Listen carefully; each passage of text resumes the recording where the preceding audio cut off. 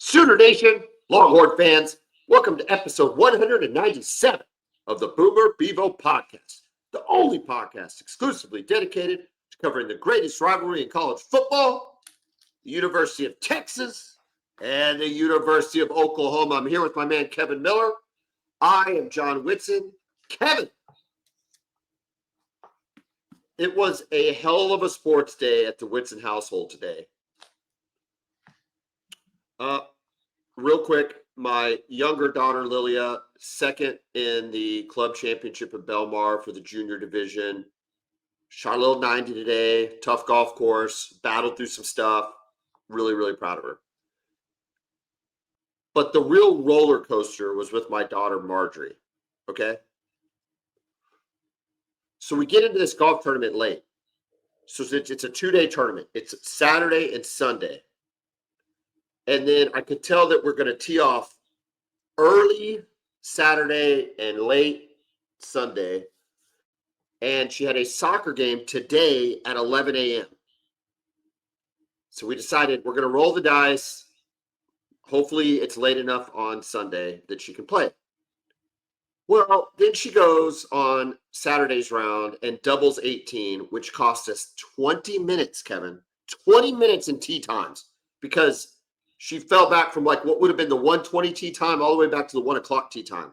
With a soccer game, 40-minute halves at 11 a.m. You see what I'm saying here? Yeah. Bit of a crunch there. A bit of a crunch. Thank you. So we reach out to the coach. We're like, hey, the team comes first. We acknowledge that we double schedule. The team comes first. If we're up by a lot or down by a lot at the end of the game, can you, and Marjorie never comes out of a soccer game, can you sub her out of the game so she can try to make this tee time? He's like, yeah, okay. The good news is we were up 3-0 early in the second half of the soccer game. So I'm thinking, okay, he's going to go ahead and sub her. I'm moving to the edge. We're gonna get going. I see him actually converse with her. She's on the coach's sideline. I see that conversation. Dude, she stays in. I'm like, oh my God. So I'm like just counting the time. You know what I mean? I'm like doing mental calculations in my head from South Lakes to Lake Hefner, all this kind of stuff. And we put a fourth goal in with like 8 minutes to go in the game. And he subs her in. Turns out he said to her, hey, I'll take you out when we get a fourth goal. Meaning he was worried about it. She plays defense. He didn't want, he doesn't want to risk it, which I think was a little weak, but whatever. Subs her out, 8 minutes to go. That means we are leaving at 12:25 for a 1 o'clock tee time at Lake Hefner, 25 minutes away. I roll into the Lake Hefner parking lot at 12:52. Gotta like throw the bags on the cart, tie the cart up. She is like flying down the deal just to check in, like breathlessly. I'm here. They're like, okay, you made it. Tee off. And away she goes. Little 82, Kevin. Shot a little 82. Not bad, given those. She's really good at multitasking already. That's good. 6,000 yards. Here's what happened. 6,000 yards, by the way, for the girls. So for you golfers out there, you know that's a legit tournament. That's no joke. Here's what I think. She actually played better than she did yesterday. Yesterday, she shot an 84. I think I figured out how to hit. She was so tired that she could not do anything else but play the next shot. It was like by the back nine, everything hurt. It didn't matter. Just the next shot. You know what I'm saying? Whereas when she has energy, it's like you're thinking about all this stuff and all this stuff's in your head and all this, and anything could go wrong. I think I'm just going to try to have to like find a soccer game or something for her before every golf round. What do you think? If it ain't broke, right? So, yeah. It felt good too. I took a lot of credit for her athletic endeavor. It felt good bragging to all the golf guys, because they're like, their kids like grinding on the range, trying to work. I'm like, dude, my kid just shows up. She just rolls out. Must not for that crap. Plays a 90-minute soccer game, no biggie. Rolls out, plays 18. We go home, shoot some hoops. I don't know what y'all are doing. Anyway, that was my day. That was my day, Kevin. But now I'm ready to talk some college football because last night and yesterday, really the whole day, fan-freaking-tastic football. I don't even know where to start.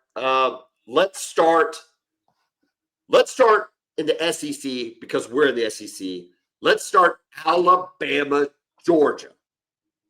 24-21 Bama. Ty Simpson, 24 of 38, 276 yards. Gunnar Stockton, only 13 of 20 for 130 yards. Georgia did have 225 yards rushing. Gunnar Stockton should have had a touchdown that his guy dropped late in the third quarter. I felt so bad for that kid. I mean, what a drop. It was a bad drop. I thought it was it in the fourth quarter, like midway through the fourth? I'm trying to picture it. I think it was midway through the fourth when Georgia went for it on fourth down near the goal line. Yeah. I turned to Alice right then and there, and I'm like, they need to take the points. This is a grinded out. What's that? They rushed it too. Oh, they rushed it. It was terrible. It was a terrible execution. They rushed it. And I felt like they needed to, were they down 7 at the time? Yeah. I still feel time left. Yeah. I felt like they needed the points, and they went for it. It failed. Bama looked good, man. The energy level looked good. I was impressed with Ty Simpson, just the way he controlled the game. He looked extremely confident throwing the football, going through his progressions. He was stepping up and maneuvering through the pocket. He just played the quarterback position like you would hope a quarterback would play it on the road in a hostile environment against a really good team. This is what you hope to see. So I was really, really happy for him. What do you think about Kirby being 1-7 against Bama?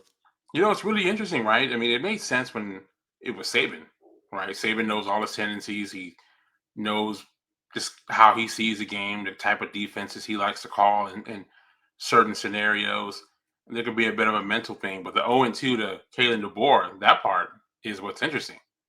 Yeah. That's the interesting part, right? I mean, Kalen DeBoer has already gone through it. Just, through his short tenure as a head coach of the University of Alabama. But to be 2-0 against Kirby Smart, the big bad Georgia Bulldogs in your conference, is really, really good for him. So I don't understand what it is with Kirby and Kirby and Alabama now, but it's a bit surprising that he's 0-2 against DeBoer. Look, I really like this football game. I had it. I had the dual screen. That and Penn State, Oregon was on at the same time. I liked it, and it was hard hitting like it always is, and there's dudes like there always is. But kind of what we've been talking about. You and I texted back and forth about this almost all day yesterday. Neither one of these teams still looks like. I don't look at this team. Alabama could beat Oklahoma. It's not. I just don't look at them and go, "Oh my, I don't want any part of that." It was more like there's flaws with each of these teams. Yeah, there's no scary teams right now. I haven't seen one. I mean, Georgia is Georgia, and they're really good, and they're going to be good. But yeah, and they have great players and stuff. But Gunnar Stockton doesn't scare you, does he? No, not at all. And even though Ty Simpson had a very good passing day, I mean, you're not just. I'm not just. There's another SEC quarterback we're going to talk about here in a couple games that does scare me. We'll get to that. Oregon, Penn State, 30-24, double overtime. This is after Oregon went up 17-3 in the fourth quarter, and you thought the game was over. Drew Aller had a great fourth quarter, only to come up short in overtime with an interception on his first pass in the second overtime. That was big boy football. That environment at Penn State was as good as it. I don't know what that whiteout did, but it was on a different level. I saw some commentary though about NBC's broadcast not being very good. Was there just long periods of silence? It was, and it sounds like at certain times they would kind of mute the crowd out a little bit, and then bring the crowd back in. And correct. It was some weird audio stuff going on. It didn't hit like some of the, ABC broadcasts. ESPN broadcast of there. I remember the whiteout game, Penn State and Michigan a few years ago, where they caught the delayed game penalty on the first snap of the game because the environment was so crazy. So yeah, there were some issues with the broadcast, but man, as far as the game goes, my thing with Penn State, and again with James Franklin, who talks about this, right? His record against the top 10, it's It's abysmal. not He good. beats It's everybody not good. else. Yeah, and I just don't understand, why did it take them being down 2 scores to finally open up the offense and play with a sense of desperation? Once they did that, you can see, oh, we've actually got these weapons. Maybe now we should get the ball in their hands and let them make plays on the perimeter. And they went right down the field and score, got the ball back and did it again. Like, Well, why did it take that? and Kevin, even their running plays in the fourth quarter were like Yes. 1,000 times more creative than anything in the previous three. The previous 3 quarters reminded me very much of like the Michigan game against Oklahoma, where you're like, can we do something else besides just turning and hand the ball off? Like, is there? Correct. And then the fourth quarter, man, he's got guys going this way and this way and this way, and it's just it's not trick plays, but just Yeah, but misdirection just and some misdirection, some motion creativity. Yes. and, Not and, and, just, we're going to line up and just hand the ball out to our guy and let him make something happen. and you can't do that against Oregon. Dan Lanning is No. they're too good. Yes, your base stuff is not going to work. You got to bring something else. What do And you think of? I know you've been kind of high, or at least made mention of Oregon's quarterback. Thoughts about? I mean, only 17 points in regulation. oh, he's What'd you think about fantastic. him in He's his first big fantastic. time? You thought you liked it? You liked Oh, it? he was outstanding. Yeah, I mean, to be in that environment, they just never seemed phased by it. They just didn't. They might have 1 or 2 false starts, but 29 of 39, 248 yards, 3 touchdowns. He's throwing the ball around. Again, he looked very poised and under control. Did not look rattled or shaken by the environment. That's all you can ask for. He looked every bit of the 5-star that he was as a high school recruit. It was exciting to see, and if you're an Oregon fan, you have to be really happy about what you saw from him. They've got some good guys at the skill position. They seem pretty good up front on the offensive line. So in a year where there seems to be no real elite teams, they look like the best that I've seen so far. I'll tell you this: when it comes to Oregon, I like Dan Lanning, and I am very, very thankful that he is not a coach in the SEC, and we don't have to play him on a regular basis. Yeah. Because that dude, I would hate him. Wouldn't you hate him in the SEC? Oh Wouldn't my he God. just? Yeah, absolutely. Oh my God, he would just drive you nuts. But being in a different conference, I can respect him a little bit more from afar. That there's like some substance behind that crazy. To me, he's like who Tom Herman wanted to be. Yeah. You get that No, vibe? yeah. Like Because he a does have little. Herman vibes. He's just more successful. He's just more successful. He's just Yeah. really good at what he does, and Yeah. those players, they want to play for him. I mean, they think he's nuts too. Correct. You And real quick from a Texas standpoint in this game, watching DeCorian Moore, their receiver number 1, go 7 catches for 89 yards, really, really frustrated me, because that is a guy that absolutely should be playing for Texas out of Duncanville. And it's just like, man, how do we mess that one up? I don't know what Oregon offered him as far as NIL goes, but he just seems like a guy, kind of like Fasusi, where you just want to match whatever he's offered. Now, Fasusi just really liked OU, right? It wasn't really an NIL thing for him, but for DeCorian Moore, man, I was looking at him last night. It's like, man, he would be our best receiver right now. He just looked really good. Also, going into that environment and making plays. Ole Miss beats LSU 24-19. Both you and I picked Ole Miss to win and cover. I think the discussion for the best quarterback in the SEC. I like what Mateer's doing, and we'll talk more about Thumb and backups and Hawkins, and will he be back for Texas at the end of the deal? I like what he's doing. I'm having a very hard time, Kevin, saying that Chambliss isn't the best quarterback in the SEC for Ole Miss. He looked really good yesterday. Kevin, 23 of 39 for 314 yards, a touchdown interception, 14 carries for 71 yards. And this isn't, I don't know how good LSU's defense is or not, but this isn't Those are up against an SEC team. That's Yeah, LSU. we know they're not bad defensively, right? That's LSU. We know that at the very least they're not a bad defense. Dude, Nussmeier, 21-34 for a pedestrian 197 touchdown interception and a couple sacks. Chambliss completely outplayed the preseason number one quarterback in the SEC. Completely outplayed him, Kevin. I'm not sure it was close. What am I missing about this kid that's keeping you from saying he's the best quarterback in the SEC right now? Oh, no, I'm not arguing with you at all. I'm Best having no quarterback, arguments here. You know, there's right now, from what we've seen, you would have to put him. Right? He's had the best performances that we've seen so far, right? It's kind of weird, right? LSU ranked number 4. They're now 4-1. We don't know how good they are. They got a lot of credit before the Clemson win. And now we know that Clemson's really not that good. So this is the only other team that they played, and they didn't play well. The offense hasn't looked right all year. That's what I wanted to say. Nussmeier just does not look like that guy. He just hasn't. There's no spark. There's no rhythm. It's a slog for them, and they're just not able to get out of their own feet. I mean, Ole Miss is good defensively. I think we all know that, but we expected so much more out of this LSU offense. Nick Anderson finally with a touchdown catch on a deflection. Yeah, that was you see that play that he scored on? Yeah, oh yeah. Yeah, kind of a fluky play. I mean, good for him for being in the right spot and making the play. And then, the running game, Caden Durham was out. So we do want to acknowledge that. But even with him, they haven't been consistently running the ball well. The Harlan Berry kid played. He was a 5-star recruit and 7 for 22 with a touchdown. He's got some talent.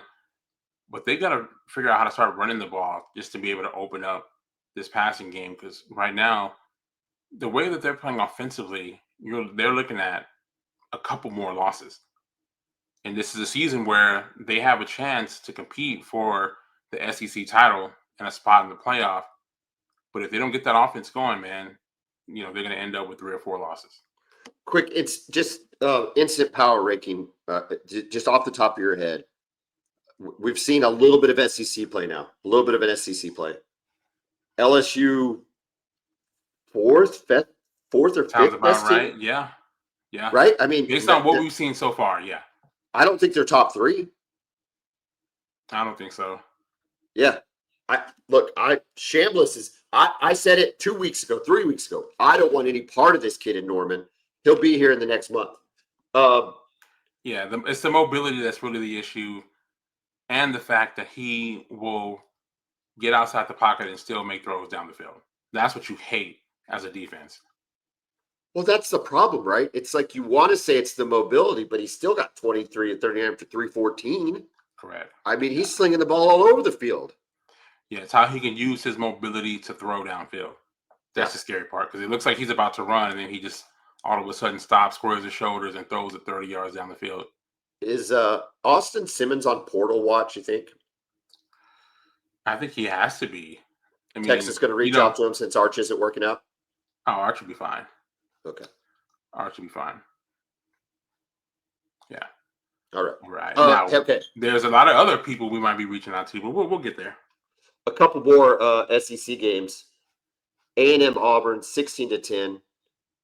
This was an ugly football game on both sides. Jackson Arnold is still Jackson Arnold. He holds onto the ball way too long. 18 of 33 for 125. I don't know how many sacks A&M had, but it was a lot. The game ended again on a sack.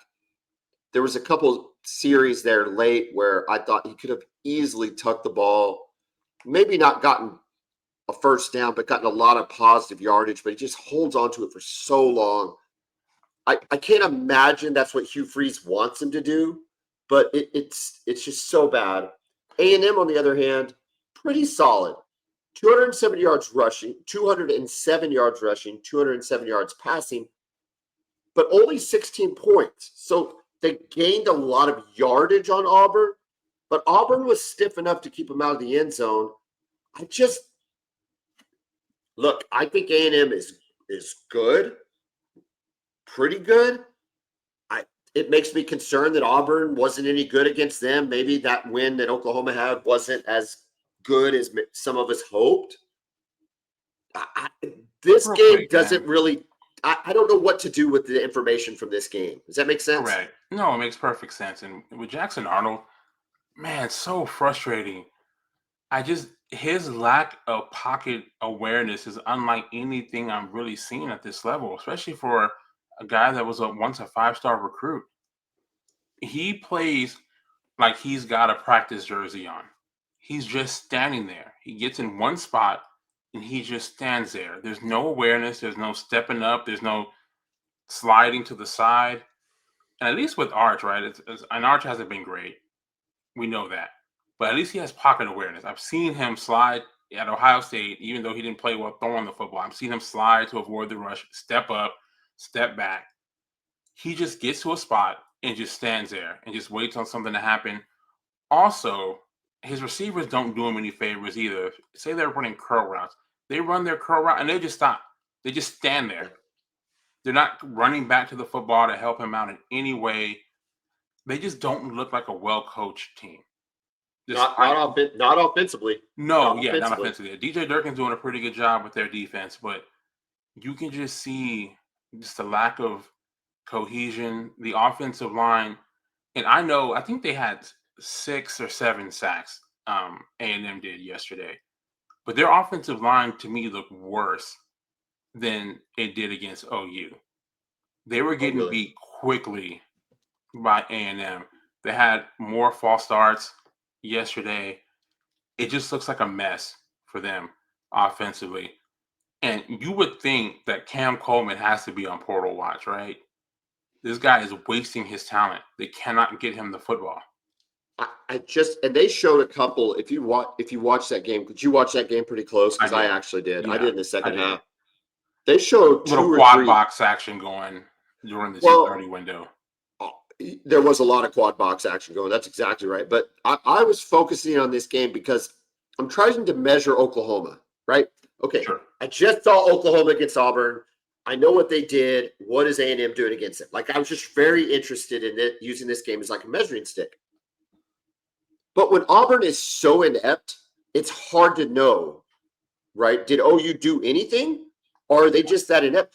And I feel like Auburn took advantage of Coleman against OU, but then they didn't do it against Auburn when there were times that Auburn had him single covered.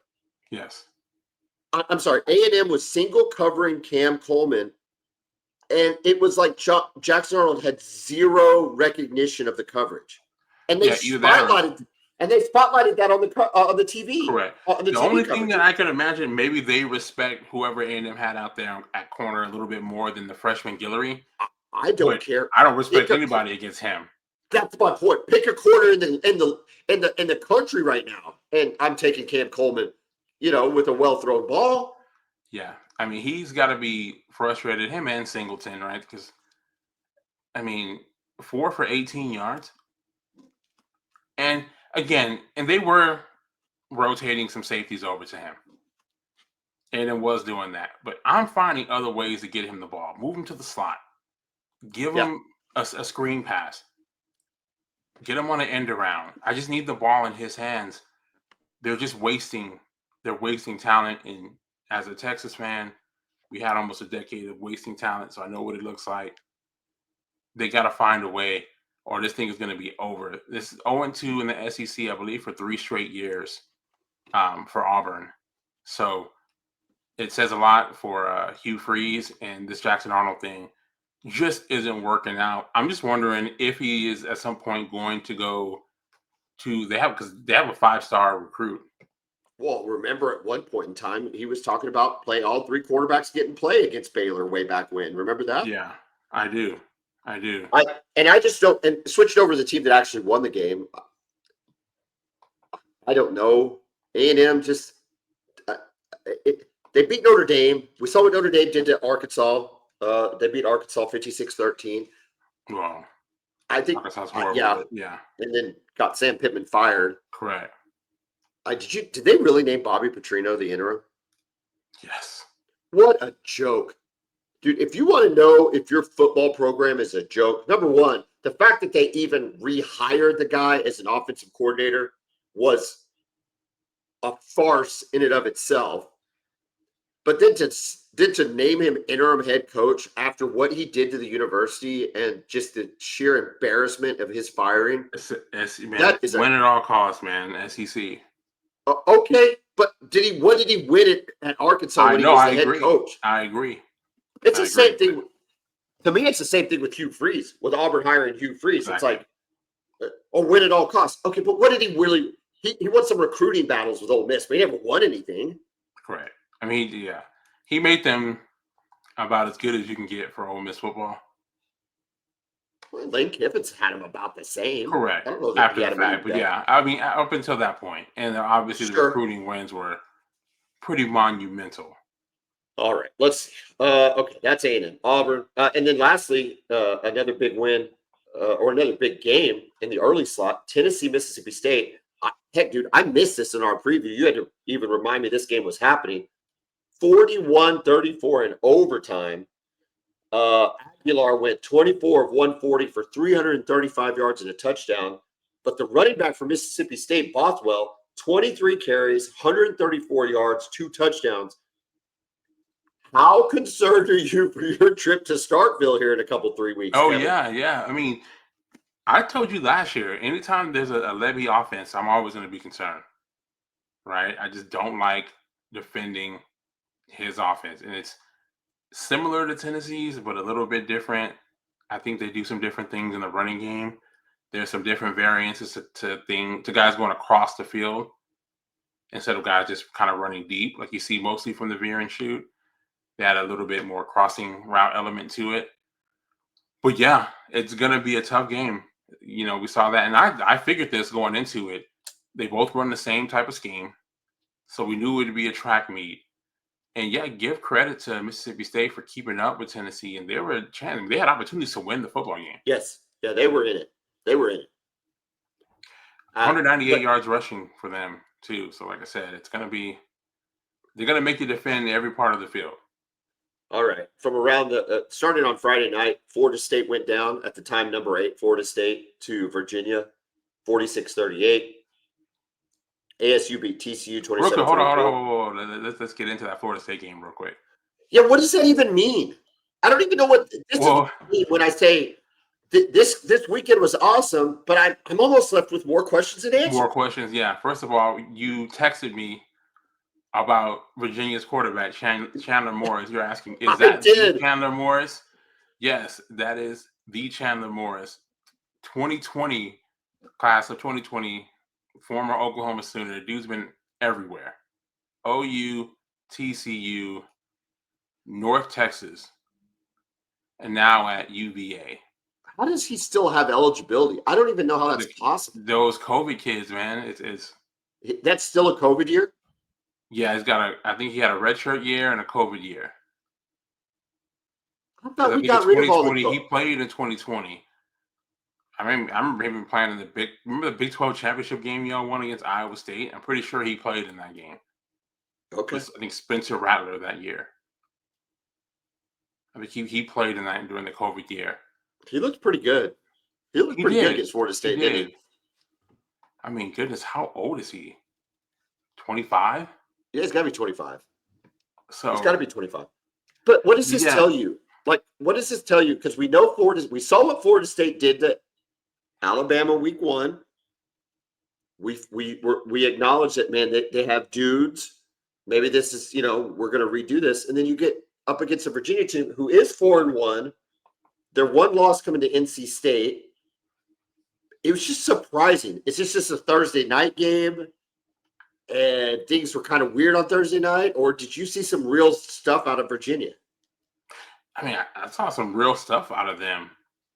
And if you're Florida State, though, man, you don't want to be giving up 35 points in regulation against Virginia. You just don't want to. That can't happen, man. Well, it just can't happen. To me, this brings in. I thought FSU. I still thought Miami was cream of the crop. To me, this loss further separates Miami from the crowd. Yeah. And it does kind of suck though, because it was said we were setting up to have Miami and FSC both undefeated going into their matchup this upcoming weekend. So that kind of sucks. Loses a little bit of its shine. ASU beats TCU 27-24. Ohio State over Washington 24-6. What a boring football game. Was that I had it on the I had it on the multi-view, Yeah, the quad box. and I never felt the need to put the volume on there because it just never looked fun to me. Yeah, it's like they kind of took the same game plan they had against Texas. We're gonna try to shut down their offense and do just enough with our offense just to get the win. You know, Are they Julian Sand. are they scared of letting him throw the ball? Is that the problem? I don't know, man. I mean, he did throw it 28 times, completed 22 times. But yeah, I guess they're just trying to just be as efficient as possible is what it looks like. 8 for 81 and a touchdown for Jeremiah Smith. But no, not a lot of downfield stuff there. A lot of short to intermediate passing. Maybe that's just what the kid is good at.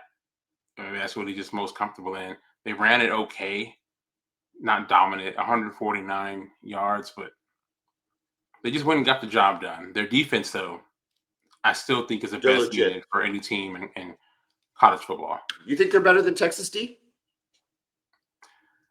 I think so. At least I mean, I always give them the credit because the benefit of the doubt because they have Caleb Downs. He's that good. Yeah, you like that kid.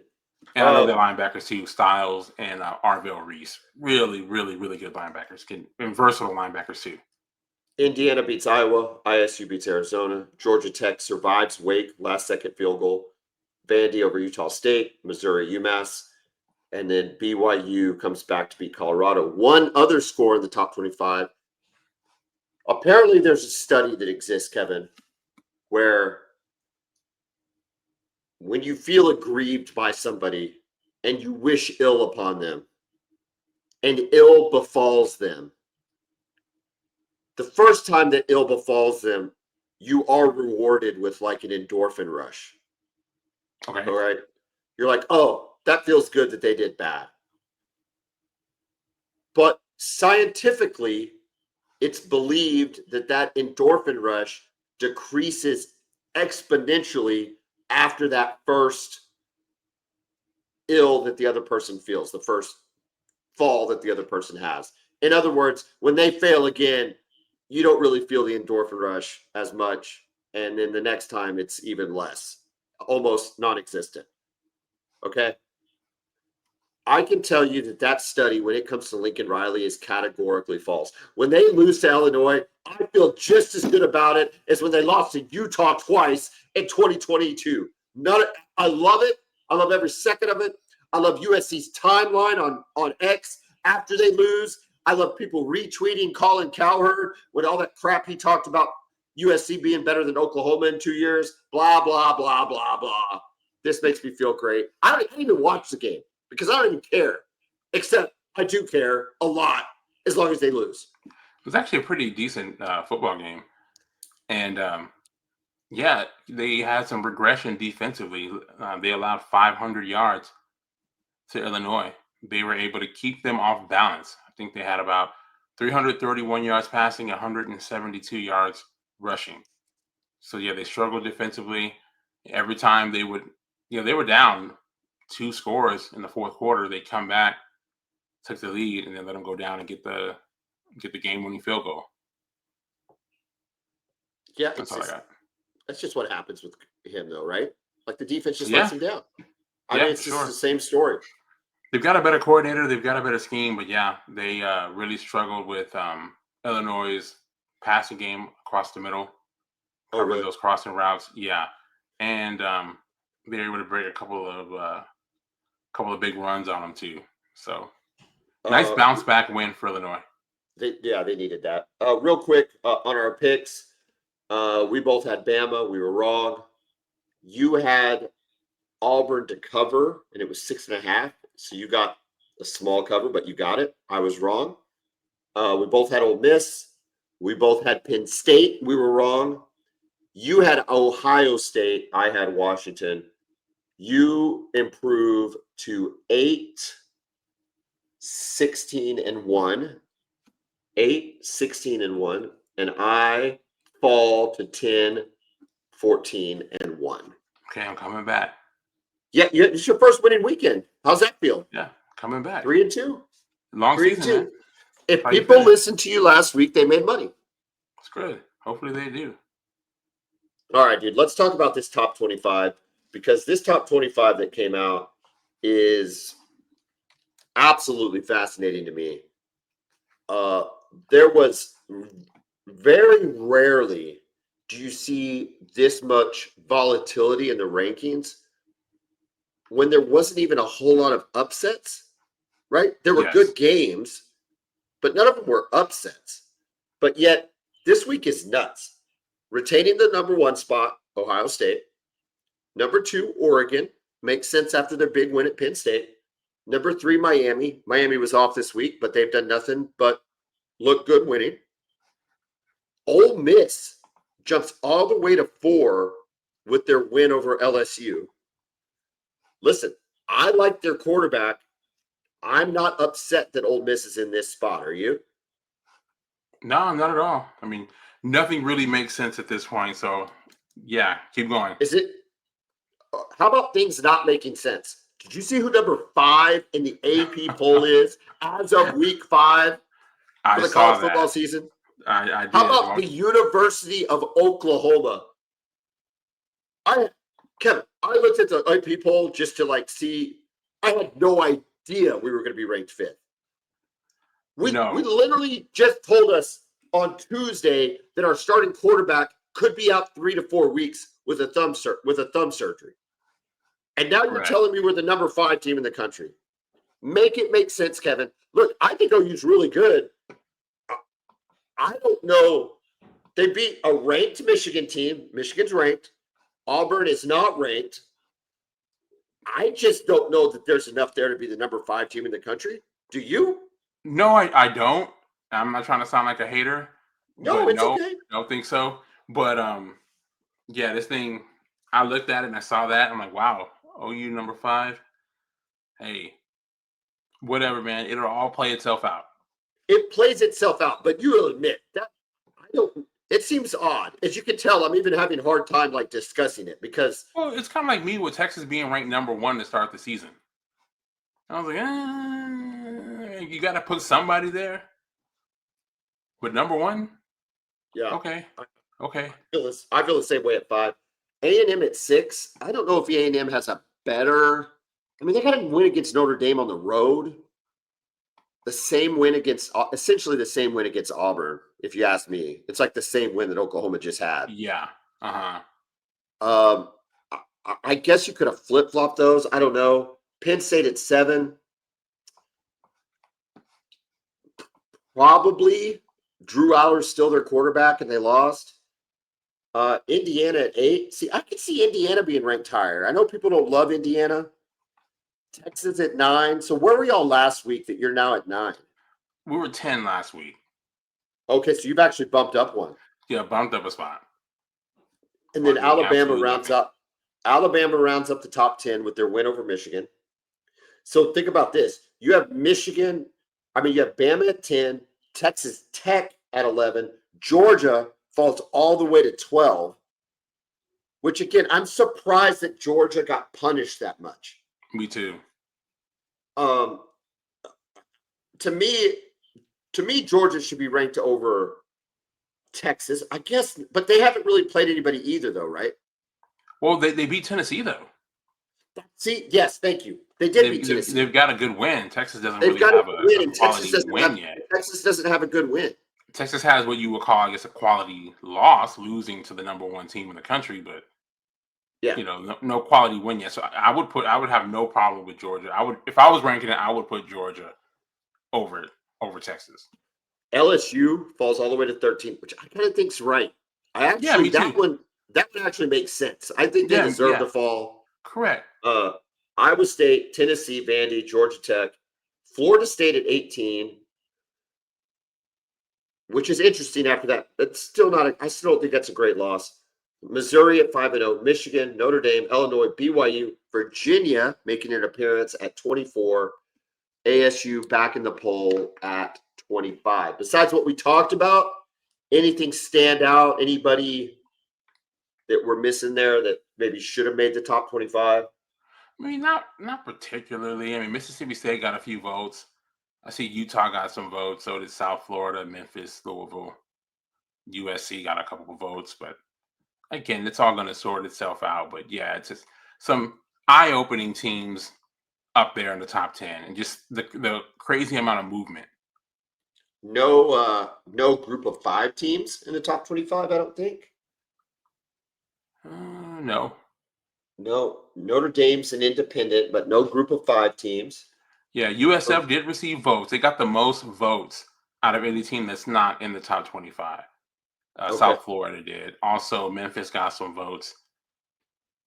So did North Texas and UNLV. All received votes. See that there on the screen. I thought Oklahoma would be top 10 by the time we played Texas. Yeah, I really did. I always thought we were going to beat Michigan, and I really always thought we were going to beat Auburn. Well, and the crazy thing, you could even move. You could even move up depending on if Miami were to lose to Florida State. Right, but I never thought we'd be 5. I don't think I ever thought we'd be 5. Yeah, and we both had Oklahoma with this exact record, right? We had them.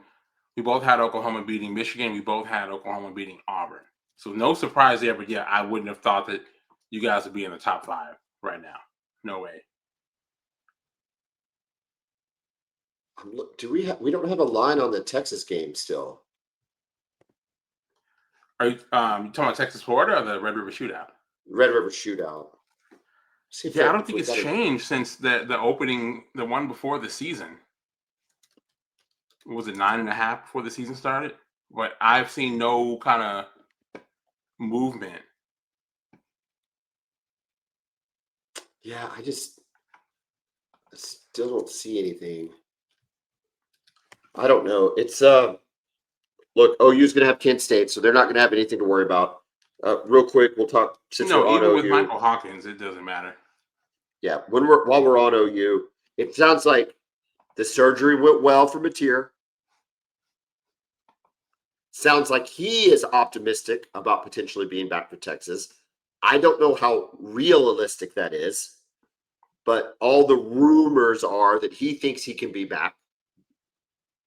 I don't know. People love to use other surgeries.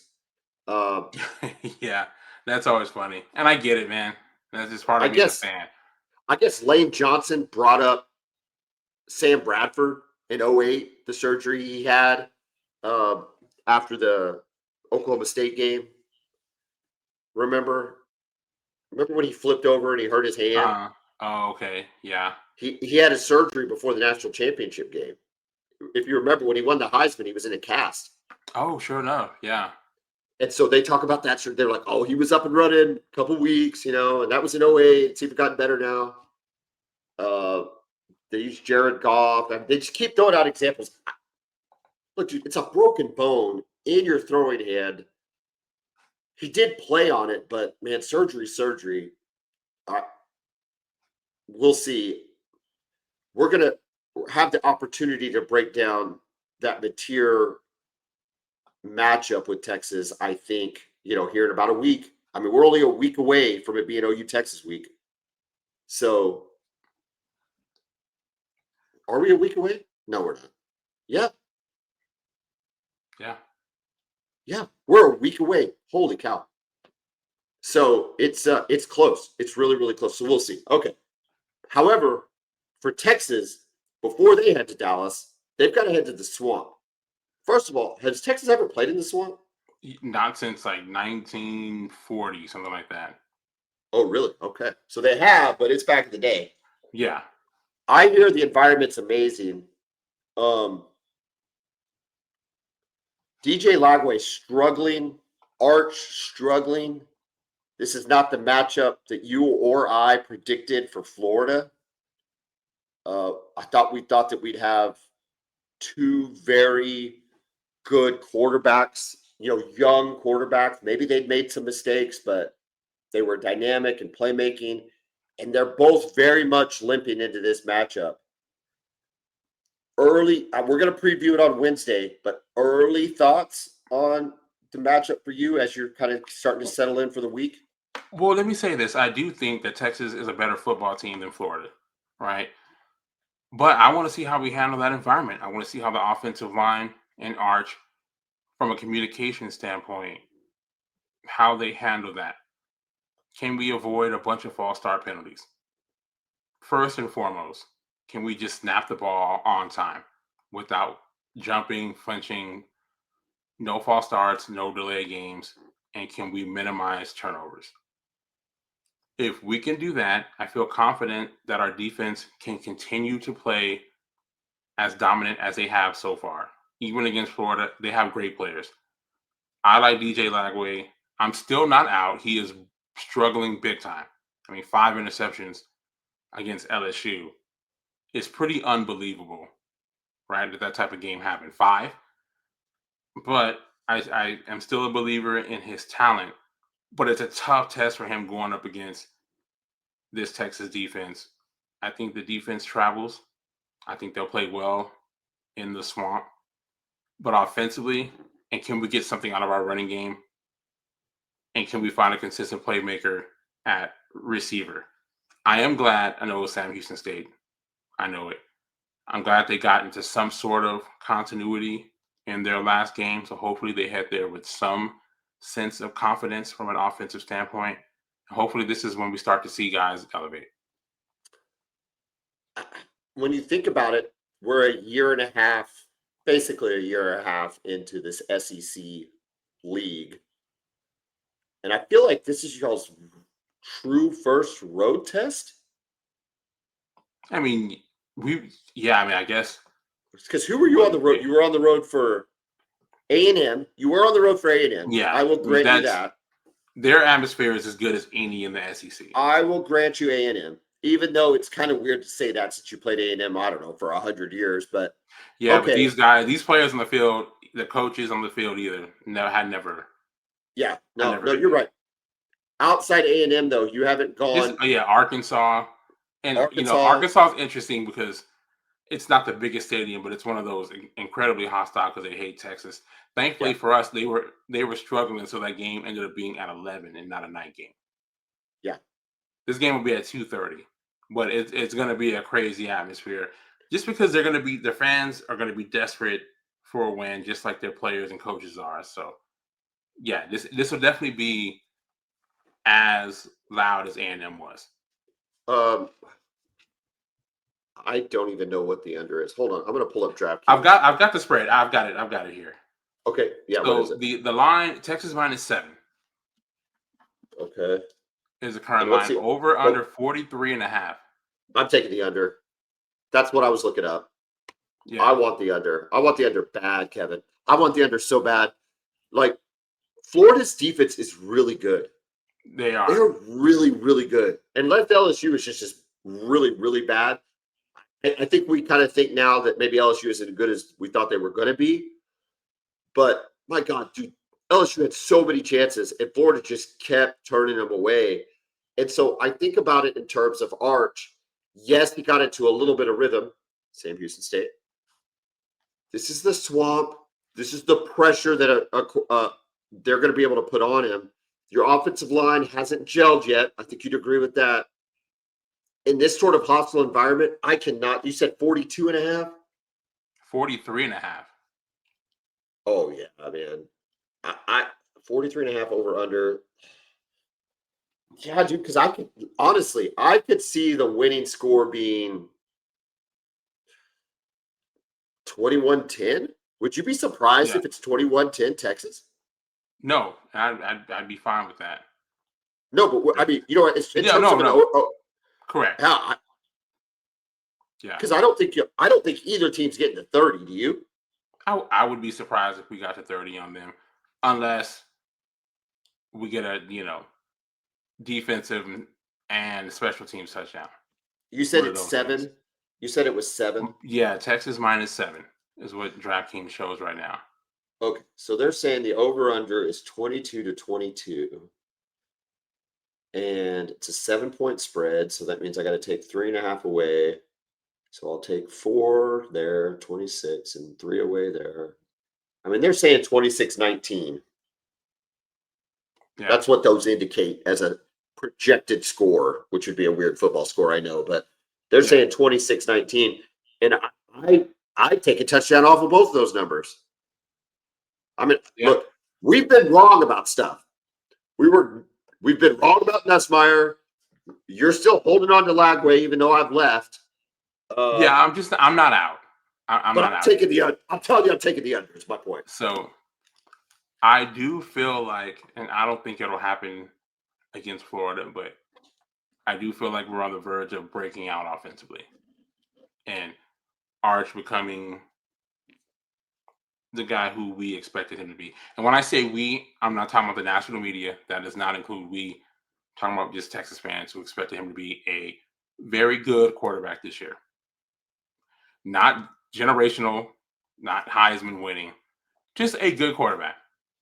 Just good. Just be good. I just don't know if you want Florida and Texas. I mean, Florida and Oklahoma to be the next 2 games where you're trying to get right. Yeah. You're saying Sam Houston State, he got right? He took steps in the right direction. I can't say he got right against Sam Houston State. Now, it looked great, but it's Sam Houston State. So I'm not saying, oh, he looked awesome against Sam Houston State, so we're about to go and blow out Florida. He's going to throw for 350 and 4 touchdowns in the swamp. No, I'm not saying that. But his stuff has not been predicated. His issues have not been predicated on the defenses that he's playing. It's not the defenses that he's facing that has been causing his issues. His issues are all up here. The throwing the ball at players' feet, being rushed through his progressions. That has nothing to do with the defenses of San Jose State and UTEP. Trust me.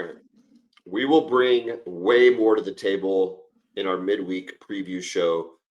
It's going to be a lot of Texas, Florida. We'll talk a little Kent State, I guess. Probably more. Well, your game becomes more interesting because Michael Hawkins starting at quarterback. If not, it wouldn't be much to talk about at all when it comes to Oklahoma versus Kent State.